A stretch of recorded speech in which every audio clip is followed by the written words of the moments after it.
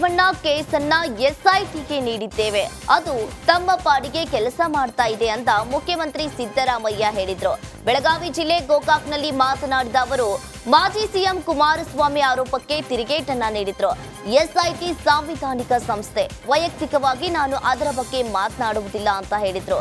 ಇನ್ನು pen drive ವಿಚಾರದಲ್ಲಿ DK Shivakumar ಹೆಸರು ಪ್ರಸ್ತಾಪ ಆಗ್ತಾ ಇದ್ದಂತೆ ಸಿಎಂ ಪ್ರತಿಕ್ರಿಯೆಗೆ ನಿರಾಕರಣೆ ಮಾಡಿದ್ರು. ಇನ್ನೊಂದೆಡೆ ಪ್ರಧಾನಿ ಮೋದಿ ಸಿದ್ದರಾಮಯ್ಯನವರ ಮನೆತನದ ಮರ್ಯಾದೆಯನ್ನ ಉಳಿಸಿದ್ದಾರೆ ಎಂಬ ಕುಮಾರಸ್ವಾಮಿ ಹೇಳಿಕೆಗೆ ಪ್ರತಿಕ್ರಿಯೆಯನ್ನ ನೀಡಿದ್ರು. ಇನ್ನು ಕುಮಾರಸ್ವಾಮಿ ಹೇಳ್ತಿರುವುದು ಎಲ್ಲವೂ ಕೂಡ ಸುಳ್ಳು, ನಾನು ಮೋದಿ ಜೊತೆಗೆ ಮಾತನಾಡಿಯೇ ಇಲ್ಲ, ನನ್ನ ಮಗ ಸತ್ತಿರುವುದು ಹೊರ ದೇಶದಲ್ಲಿ, ಡೆಡ್ ಬಾಡಿ ತಂದಿದ್ದೇನೆ ಅಂತ ಹೇಳಿದ್ರು. Government of Karnataka has constituted SIT. ಅವ್ರು ಏನು ಕಾನೂನು ಪ್ರಕಾರ ಏನು ಮಾಡ್ತಾರೆ, ಇನ್ವೆಸ್ಟಿಗೇಷನ್ ಮಾಡ್ತಾರೆ, ವರದಿ ಕೊಡ್ತಾರೆ, ಅದ್ರ ಮೇಲೆ ಸರ್ಕಾರ ಕ್ರಮ. ಸುಳ್ಳು, ನನ್ನ ಮಗ ಸತ್ತೋದು ಇಲ್ಲಿ ಹೊರದೇಶದಲ್ಲಿ, ನಾನು ನರೇಂದ್ರ ಮೋದಿ ಅವ್ರ ಜೊತೆ ಮಾತಾಡಿಲ್ಲ. ಕೇಳಪ್ಪ, ನರೇಂದ್ರ ಮೋದಿ ಅವ್ರ ಜೊತೆ ಮಾತಾಡಬೇಕಾದಂಥ ಪ್ರಮೇಯ ಏನಿದೆ?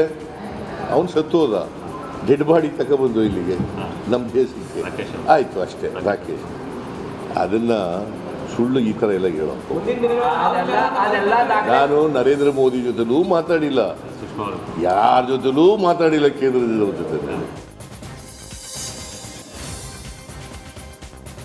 ಸಂಸದ ಪ್ರಜ್ವಲ್ ರೇವಣ್ಣ ಪ್ರಕರಣದಲ್ಲಿ ರಾಜ್ಯ ಸರ್ಕಾರ ಕಠಿಣ ಕ್ರಮ ತೆಗೆದುಕೊಳ್ಳಬೇಕು ಅನ್ನೋ ಅಮಿತ್ ಶಾ ಹೇಳಿಕೆಗೆ ಸಾರಿಗೆ ಸಚಿವ ರಾಮಲಿಂಗಾರೆಡ್ಡಿ ಪ್ರತಿಕ್ರಿಯೆ ಕೊಟ್ಟಿದ್ದಾರೆ. ಬಾಗಲಕೋಟೆಯಲ್ಲಿ ಬೆನಕಟ್ಟಿಯಲ್ಲಿ ಮಾತನಾಡಿದಂತಹ ಅವರು, ನಮ್ಮ ರಾಜ್ಯದಲ್ಲಿ ಕಾನೂನು ಸುವ್ಯವಸ್ಥೆ ಯಾವಾಗಲೂ ಚೆನ್ನಾಗಿರುತ್ತೆ. ನಡಿ ಈಗ ಶುರು ಮಾಡೋಣ. ಕೇಸರಿಯಿಂದ ಮನೋಲ್ಲಾಸ ಮನಸ್ಸು ಮತ್ತೇರಿ ಕುಣಿದಾಡಿದೆ ನೋಡು, ಮನಸ್ಸು ಮತ್ತೇರಿ ಕುಣಿದಾಡಿದೆ ನೋಡು. ಕ್ಷಣ ಕ್ಷಣವೂ ಆಚರಿಸಿ ಕೇಸರಿ ಹಬ್ಬ. ವಿಮಲ್ ಬಾಯಲ್ಲಿ ಹೇಳಿ ಕೇಸರಿ. ಬಿಜೆಪಿ ಆಡಳಿತದಲ್ಲಿ ಕಾನೂನು ಸುವ್ಯವಸ್ಥೆ ಸರಿ ಇರಲಿಲ್ಲ. ಆಗೆಲ್ಲ ಬಿಜೆಪಿ ಕಾರ್ಯಕರ್ತರೇ ನೈತಿಕ ಪೊಲೀಸ್ಗಿರಿ ಮಾಡ್ತಾ ಇದ್ರು. ದಕ್ಷಿಣ ಕರ್ನಾಟಕದಲ್ಲಿ ಪೊಲೀಸರನ್ನ ಕೂಡ ಕೇಸರಿಮಯ ಮಾಡಿದ್ರು. ಈಗ ನಮ್ಮ ಸರ್ಕಾರ ಬಂದ ಮೇಲೆ ಕಾನೂನು ಸುವ್ಯವಸ್ಥೆ ಸರಿಯಾಗಿದೆ ಅಂದ್ರು. ಕ್ರಮ ತಗೋಬೇಕು ಅಂತೇಳಿ ಅಮಿತ್ ಶಾ ಅವರು ಕೇಂದ್ರದ ಗೃಹ ಸಚಿವರು ಹೇಳಿದ್ದಾರೆ. ನಮ್ಮ ರಾಜ್ಯದಲ್ಲೂ ಕಾನೂನು ಸುವ್ಯವಸ್ಥೆ ಯಾವಾಗಲೂ ಕೂಡ ಚೆನ್ನಾಗಿರುತ್ತೆ.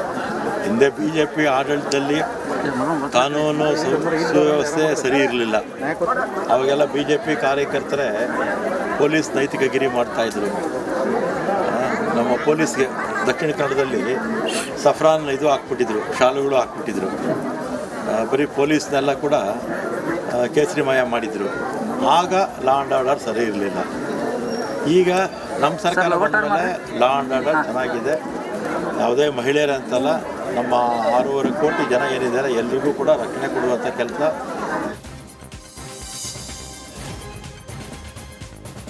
ಹಾಸನ ಸಂಸದನ ಪೆನ್ ಡ್ರೈವ್ ಲೀಕ್ ಹಿಂದೆ ಮಹಾನಾಯಕನ ಕೈವಾಡವಿದೆ ಅಂತ ಮಾಜಿ ಮುಖ್ಯಮಂತ್ರಿ ಎಚ್.ಡಿ. ಕುಮಾರಸ್ವಾಮಿ ದೂಷಿಸಿದ್ರು.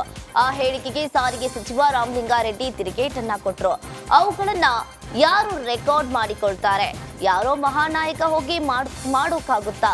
ಎಲ್ಲ ಸ್ವಯಂಕೃತ ಅಪರಾಧಗಳಿವು. ಯಾರೇ ತಪ್ಪು ಮಾಡಿದ್ರು ತಪ್ಪೇ. ಎಸ್ಐಟಿ ಮಾಡಿದ್ದೀವಿ, ತನಿಖೆ ಆಗ್ತಾ ಇದೆ. ತಪ್ಪಾಗಿದ್ರೆ ಶಿಕ್ಷೆ ಆಗ್ಲಿ, ತಪ್ಪಿಲ್ಲ ಅಂತ ಹೇಳಿದ್ರೆ ಬಿಡುಗಡೆ ಆಗ್ಲಿ ಅಂತ ಹೇಳಿದ್ರು. ಯಾರು ಮಹಾನಾಯಕ ಹೋಗಿ ಮಾಡೋಕ್ಕಾಗುತ್ತೆ? ಎಲ್ಲ ಸ್ವಯಂಕೃತ ಅಪರಾಧ. ಆಮೇಲೆ ಯಾರೇ ತಪ್ಪು ಮಾಡಿದ್ರು ತಪ್ಪು. ಈಗ ಇದು SIT ಮಾಡಿದ್ದೀವಿ, ತನಿಖೆ ಆಗ್ತಾ ಇದೆ. ತಪ್ಪಾಗಿದ್ದರೆ ಶಿಕ್ಷೆ ಆಗಲಿ, ತಪ್ಪಿಲ್ಲ ಅಂದರೆ ಬಿಡುಗಡೆ.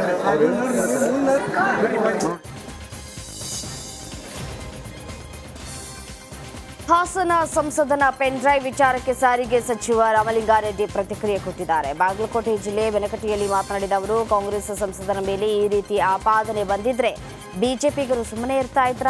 ಏನೋ ಸಣ್ಣ ಪುಟ್ಟ ಘಟನೆ ಆದ್ರೇನೆ ಹೋಗಿ ಗಲಾಟೆ ಮಾಡ್ತಾರೆ. ಅಂಥದ್ರಲ್ಲಿ ಕಾಂಗ್ರೆಸ್ ಸಂಸದರು ಅಥವಾ ವಿಪಕ್ಷದ ಸಂಸದರು ಈ ರೀತಿ ಮಾಡಿದ್ರೆ ಬಿಜೆಪಿಗರು ಏನ್ ಮಾಡ್ತಾ ಇದ್ರು? ಇದು ಪ್ರಧಾನಿ ಮತ್ತು ಗೃಹ ಸಚಿವರ ಗಮನಕ್ಕೂ ಬಂದಿರುತ್ತೆ. ಸ್ವಪಕ್ಷೀಯರು ಏನೇ ತಪ್ಪು ಮಾಡಿದ್ರು ಅವರಿಗೆ ಕಣ್ ಕಾಣೋದಿಲ್ಲ, ಕಿವಿನೂ ಕೂಡ ಕೇಳಿಸೋದಿಲ್ಲ.